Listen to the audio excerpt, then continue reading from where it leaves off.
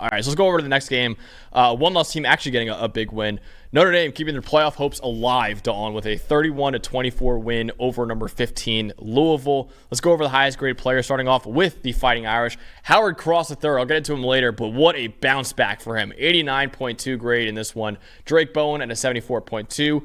Aiden Schuler at a 73.8. Xavier Watts at a 73. Jordan Clark at a 72.9. And Riley Leonard actually had a 74.3 grade. Really impressive performance by him. Let's go over to the Louisville side of the ball with their highest graded players. Stanquan Clark at a 92.6 in that one. Isaac Brown 73.7.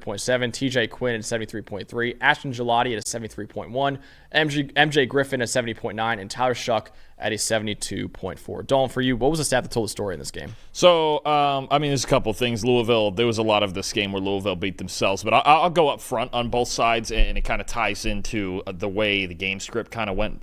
Here's my two team pass pro grades for these teams, all right? Notre Dame, 36.2, and Louisville, 36.4. These two defensive line. Well, I guess that's one battle they won by the slimmest of margins, but these two defensive lines were nasty yesterday. They were just so nasty. Riley Leonard under pressure on 36% of his dropbacks, Tyler Shuck on over 44%.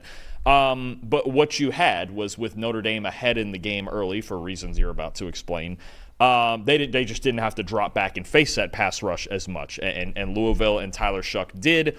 Tyler Shuck was pressured on 20 of his dropbacks yesterday.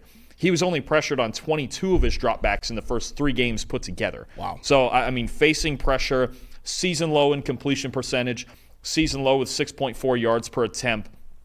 It just became a game where Notre Dame got ahead, and their defensive line was allowed to pin their ears back. Both D-lines played really well. These are two of the elite defensive lines in college football. Absolutely. And you just saw Louisville falling behind. It's not what they want to do, right? You just mentioned it with Ole Miss. Louisville has that to a greater extreme. Run game, play action, deep shots off play action. When they have to drop back, this is the concern with Louisville. They have to drop back with Tyler Shuck and just throw the football in obvious situations. That's when you worry about them. That's where you worried about them last year with Jack Plummer. It's where you worry about them this year with Tyler Shuck. They don't have a Shedeur Sanders, a Dylan Gabriel, a Carson Beck who's going to go out there in obvious passing situations and drop back 45 times and win a ball game, right? Yeah. Doesn't work for them. Fell behind in this game. You can explain why right now, because it all ties together, but Notre Dame did win the game, all credit to them, but there was a lot of this game where Louisville beat themselves. Notre Dame won the game. I think Louisville lost this game more than Notre Dame won this game. They're going to watch this tape and be like, "How we just should have won it. Yeah, we should have won this game." Louisville had 3 turnovers in this game and 4 turnovers on downs in this game as well. They really could have won this game. It was a 7-point game. They could have won this game if it wasn't so sloppy. Notre Dame, and on both sides, the special teams. Oh my God, special teams for both of these teams going to get some extra work this week. Louisville had again 3 turnovers. Notre Dame scored 17 points off of those 3 turnovers. Final drive of the game, and shout out Drake Holiday for shouting this out in the chat. Final drive of the game, Louisville had a 4th and 1. Obvious quarterback sneak. Let's get the first down, keep going. They got a delay of game. On a quarterback sneak they could have run. Delay of game made it a 4th and 6, and then they didn't convert. They threw an incomplete pass right after that. Louisville, Dalton, had more EPA per play, more yards per play, 115 more total yards than Notre Dame in this one, and still lost because of how big those mistakes were in turnovers, and 4 turnovers on downs too as well. Louisville just kept shooting itself in the foot, honestly. And honestly, Notre Dame made a lot of mistakes early too. Yeah. Early in the game. The kickoff. Fumble, the opening kick got down 7-0, and early in the game, both teams were making mistakes.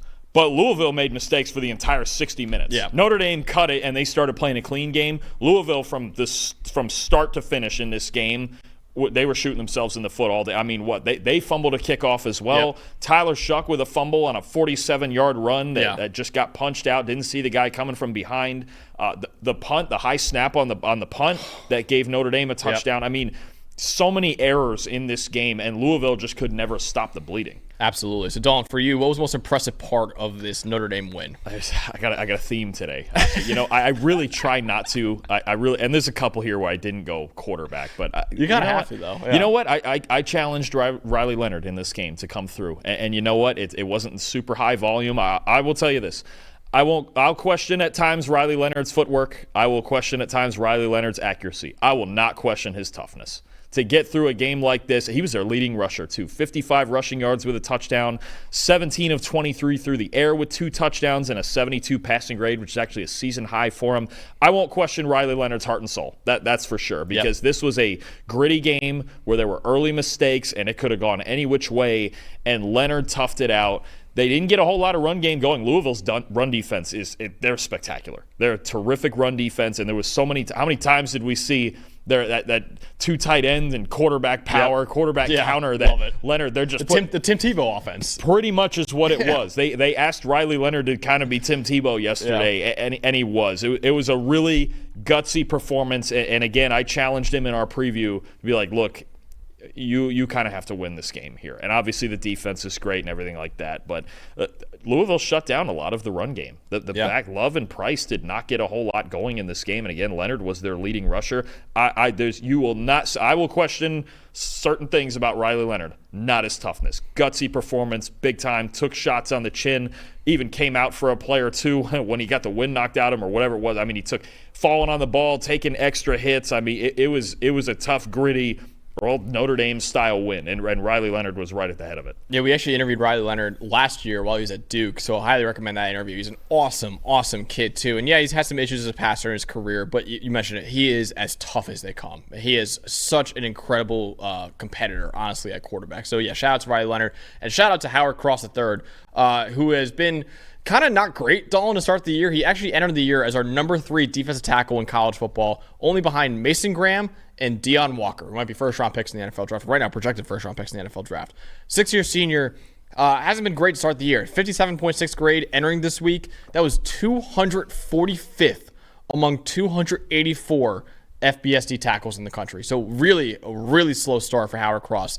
Really big bounce back this week, though. 90.2 pass rushing grade, 5 pressures, and 4 other wins as well. So 4 other times where he beat the guy blocking him, but he didn't get a pressure because of external circumstances on only 32 pass rushing snaps. So really 9 wins he had total on 32 pass rushing snaps, and he had 2 run defense stops as well. That Louisville interior offensive line could not block this guy, and this is the reason why we had Howard Cross as one of the best, not only defensive linemen in college football, one of the best players in college football entering the year. And it didn't look great for the first few weeks, but this is a huge bounce back game for him, and he showed why he's one of the best D tackles in the country. Absolutely, and them getting that from their pass rushers. Howard Cross is really their best pass rusher. Off of the edge, they don't have an elite edge rusher, and Riley Mills is kind of well-rounded, but not quite the pass rusher Cross is. Huge development. If they start getting this version of Howard Cross back every week, now we start talking about Notre Dame again. And again, I think the result of this game, it would have been great for Louisville to get this game. But keep in mind, it's a loss, but it's not a conference loss. Nope. At the end of the day, Louisville can turn around and go, look, we should have won this game. But it really doesn't matter. Let's turn around, play SMU this week. We get back in conference. We can still win the ACC. I still think they're one of the best teams in the ACC. Yeah. This game was much more important for Notre Dame winning it. Oh, their season would have been over if they lost. Yes. Yeah. It was the much more important factor is Notre Dame winning this game than Louisville losing it. Louisville's not going anywhere. I mean, look, if they executed at a higher level in this game and just didn't shoot themselves in the foot, they would have won this game. I think Louisville's still one of the best teams in the ACC. Absolutely. Yeah, so Notre Dame now is still, they have some tough games left, like Georgia Tech. Hell, Navy now. They're playing. I mean, Navy could be a tough one. There's a situation the American Brewers. They play Army too. Army and Navy. We might, if we ever got an Army-Navy conference title game. If Army or Navy pulls off a win against Notre Dame, oh boy. Yeah. Their playoff case would be a lot more interesting. And they're obviously at USC at the end of the year. But the G5 thing is going to get fun. But we'll veer into that later. We'll do that later. But what I'm saying is, right now, as Lisa says, right now, the only ranked team Notre Dame has the rest of the year is the final game of the season at USC. So this is a major test for Notre Dame to get through, and they got through it. So shout out to Notre Dame for keeping their season alive. Because like I said, if they had 2 losses already, they would not have made the college football playoff. 2-loss Notre Dame, I do not think it's in the college football playoff. So they're kind of backs against the wall right now, and they did a great job winning that game against Louisville.